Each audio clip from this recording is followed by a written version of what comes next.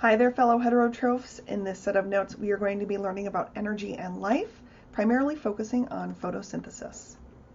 Your learning targets include the essential question, how is sunlight energy captured and converted into chemical energy? You should be able to explain the process of photosynthesis and write its chemical equation, including labeling the reactants and products.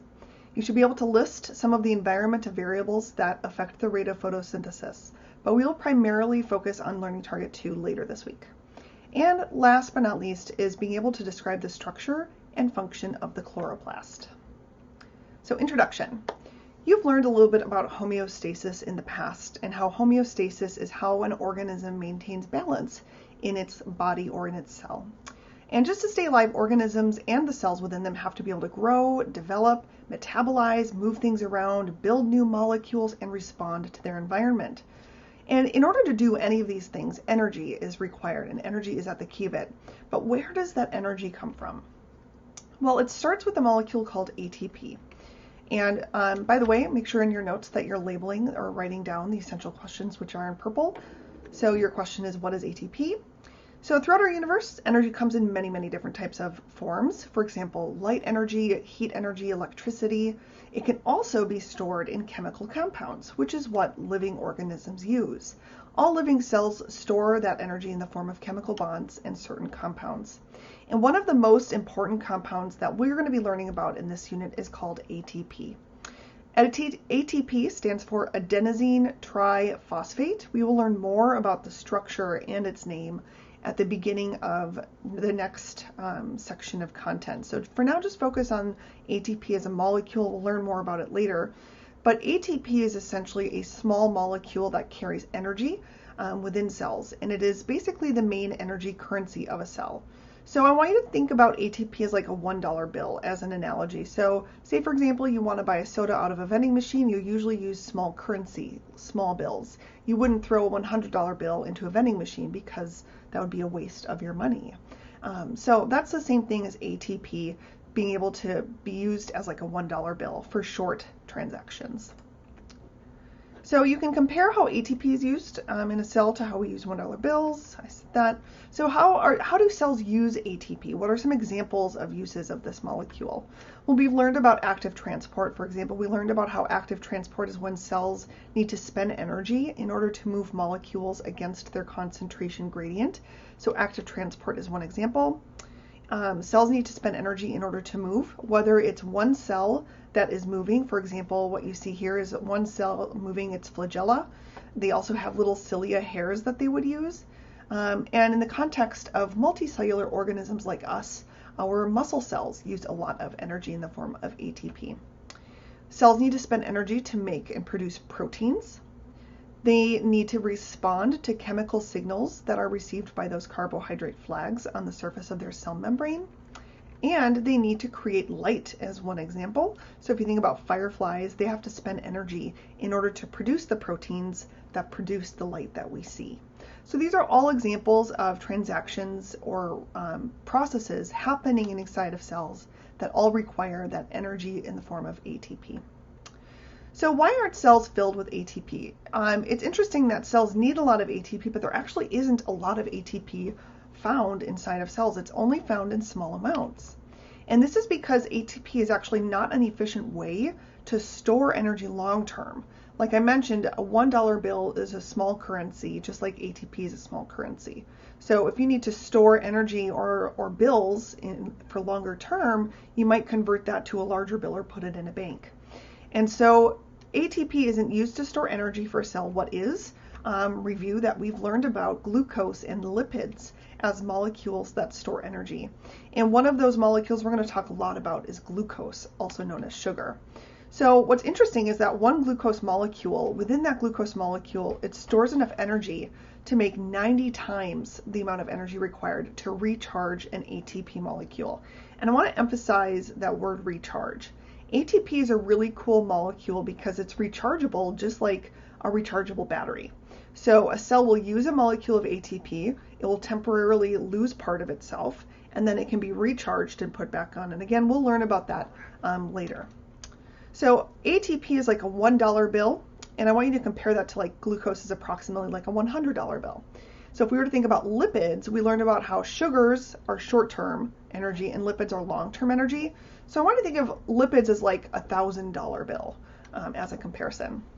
So organisms get sugar from the food they eat or the nutrients they absorb. And where does the energy stored in the sugar in our food come from?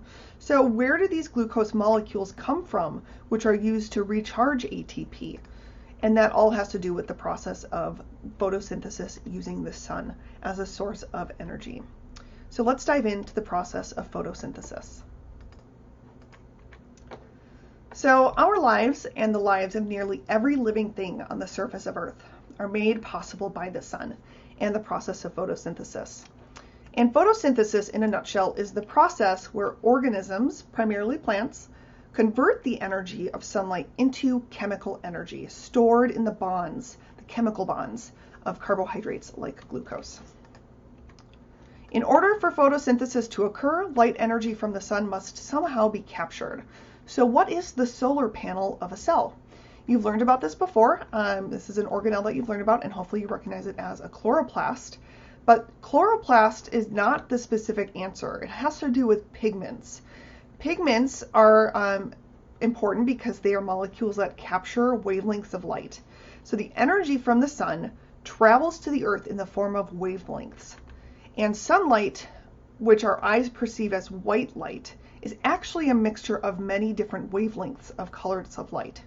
So our eyes only see the white spectrum, but there's actually more than that. Our eyes see, so if we were to look at it more closely, there would be different colors of this visible spectrum. And that is red, orange, yellow, green, blue, indigo, and violet. In other words, Roy G. Biv. Please pause the video and make sure you've written this down. So the spectrum of electromagnetic radiation, which includes visible light, Roy G. Biv, has slow, big radio waves on one end and high energy, high frequency gamma rays on the other end. And visible light only makes up a small spectrum of this electromagnetic radiation spectrum. And it includes all of the colors that we see, Roy G. Biv. The light towards the red end have lower energy, bigger wavelengths, and a lower frequency. And light towards the violet end has high energy, small wavelengths, and higher frequency. And most of the wavelengths emitted by the sun fall into the infrared, let me look at my notes, infrared, visible, and ultraviolet parts of the electromagnetic spectrum. So primarily in this range is what is emitted by the sun. However, the sun also emits wavelengths at the X-ray level, but only from the hottest and most active parts of its outer atmosphere called the corona. And the gamma rays that our star generates through fusion processes in its corona actually never make it out of the sun before they are converted into lower energy light. So the sun primarily emits in this range. It does emit all of them, but it primarily emits from this range, which is why our plants and our organisms have evolved to be able to capture this light portion. So what role do pigments play in the process of photosynthesis? So as we mentioned, the sun is emitting light in this spectrum. So how did organisms evolve to capture that? Well, pigments are these molecules, these compounds that capture the wavelengths stored in this form of energy in sunlight.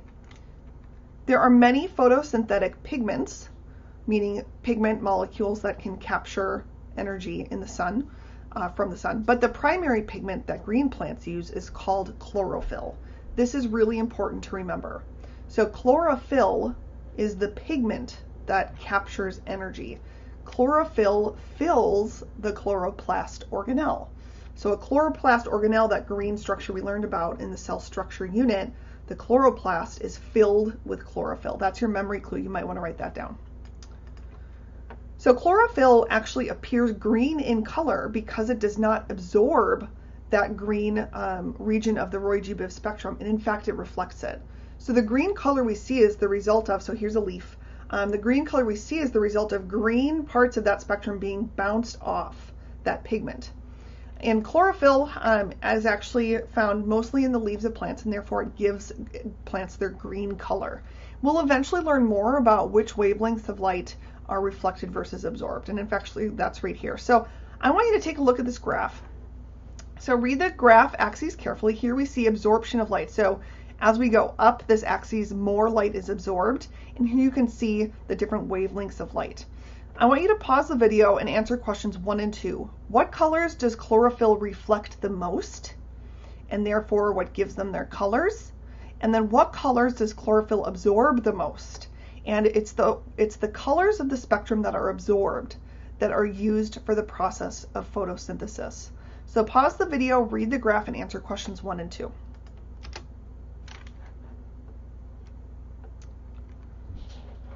So hopefully you recognize that the pigments that are absorbed the most include the indigo spectrum, and then you've got the bluish green spectrum, and then you've got the kind of green spectrum here.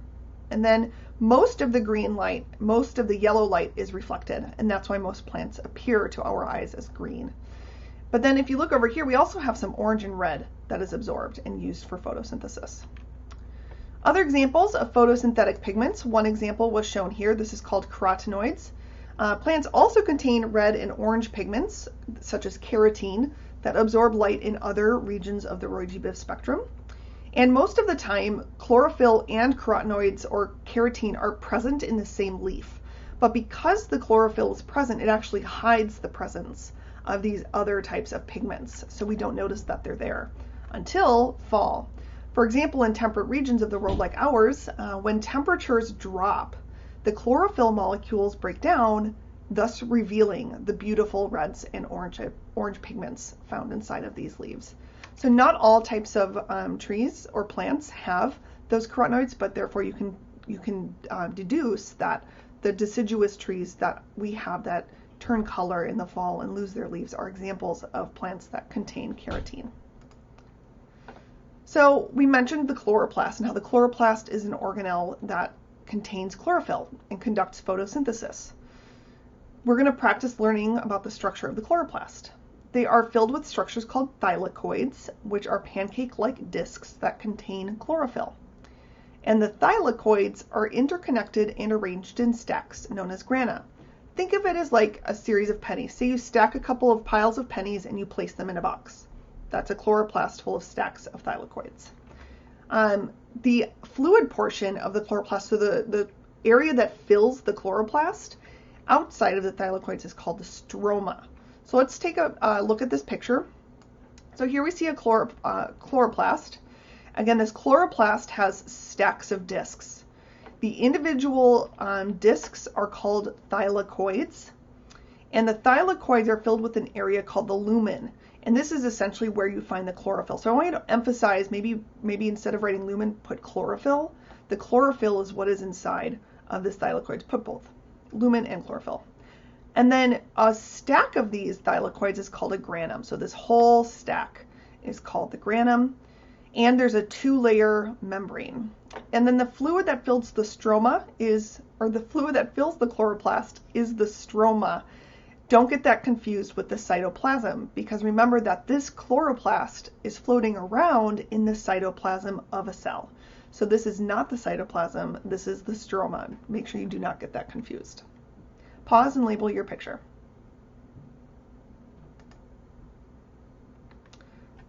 All right, so if we were to think about this a little bit more simplified, a thylakoid is a stack of discs filled with chlorophyll, granum is one stack of thylakoids, stroma is the fluid that fills the chloroplast.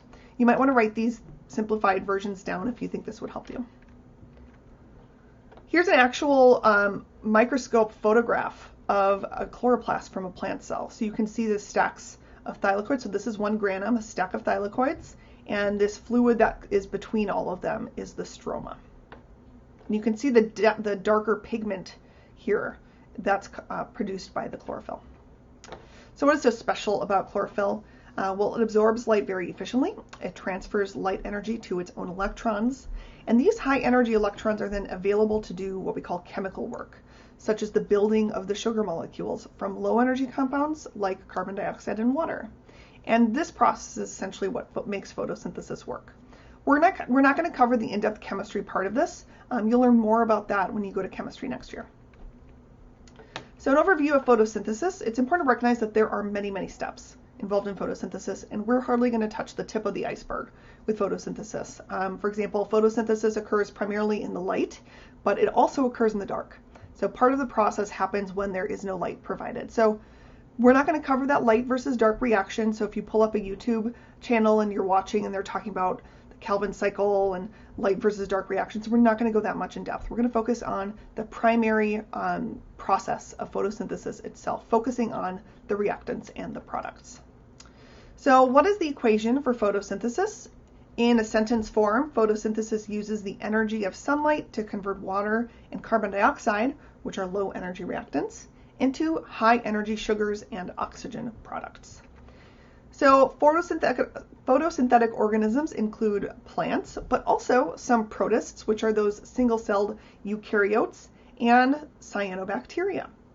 They use these sugars to produce complex carbs like starch, and then these sugars then provide energy for the synthesis of other compounds like proteins and lipids. In words, so I want you to pause and write this down. We've got in words, carbon dioxide plus water combined with light energy is then turned into sugar and oxygen. If we were to write this in the chemical equation, you have 6 carbon dioxide molecules, and I want you to emphasize that you're writing these numbers, write down the numbers. So there's 6 carbon dioxide molecules, 6 water molecules combined with light energy produces 1 molecule of glucose and 6 molecules of oxygen.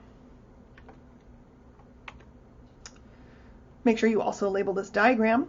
So we know that sunlight enters the leaves in this area. It hits the leaves, and then the process of photosynthesis is taking place inside. Oxygen is released as a result of this process, and carbon dioxide is taken into the leaf to fuel the process. And the water comes from the roots. So water is absorbed through the roots, goes up the stem, and then travels to the leaves. And we'll talk more about how this process happens in the Explo, which you may have already done by now, or you may be doing tomorrow. Here's another diagram that summarizes this. So the plant draws up water and minerals from the roots. The leaves take in carbon dioxide from the air and release oxygen, and sunlight provides the source of energy. And the end product is sugar. So let's do some practice. I want you to list what we call the reactants, which are the things that react together. This is what plants need. And list the products, what is made by photosynthesis. So pause the video and practice writing these from memory. Let's see how you did. Hopefully you recognize that plants need sunlight, carbon dioxide, and water. And the things that are made by photosynthesis are the things that you benefit from.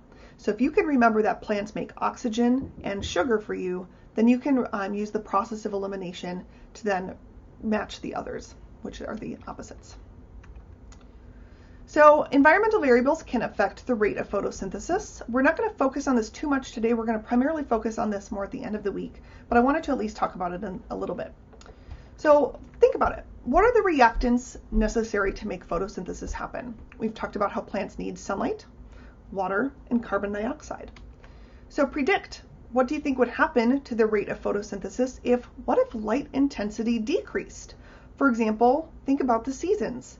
We are entering winter here in Minnesota, which means does light intensity increase or decrease based on the tilt of the Earth's axis? So think about how that would increase or decrease photosynthesis.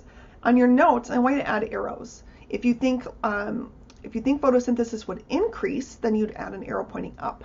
And if you think photosynthesis would decrease, add an arrow pointing down. What would happen if a greenhouse used primarily red and blue grow lights? Would the rate of photosynthesis increase or decrease? And if they switched to just pure green lights, what would happen to the rate of photosynthesis? Would it increase or decrease? And what would happen if carbon dioxide concentrations increased, which we're actually seeing happen on our planet now? So at some point, carbon dioxide, which is a reactant, could it potentially increase the rate of photosynthesis? Something to think about. And what happens to the rate of photosynthesis if a drought occurs? What if there isn't enough water? We will study these variables more on Thursday and Friday and come back to them. So let's summarize our learning. Answer the following questions. 1, what is ATP? 2, how is ATP different from sugar? You can use the dollar bill analogy if you want. 3, what is photosynthesis? And what types of organisms carry out this process? 4, what is a chloroplast? 5, what is chlorophyll? 6, what is the relationship between photosynthesis, chloroplasts, and chlorophyll? And 7, what is the equation for photosynthesis? Try to answer these questions from memory, and then if you need to, you can go back to your notes to get some help to answer them. That is all we have today for your notes. Let me know if you have any questions, so make sure you're writing down if you have questions, and then bring them to the Zoom class or send me a message. I hope you have a wonderful rest of your day.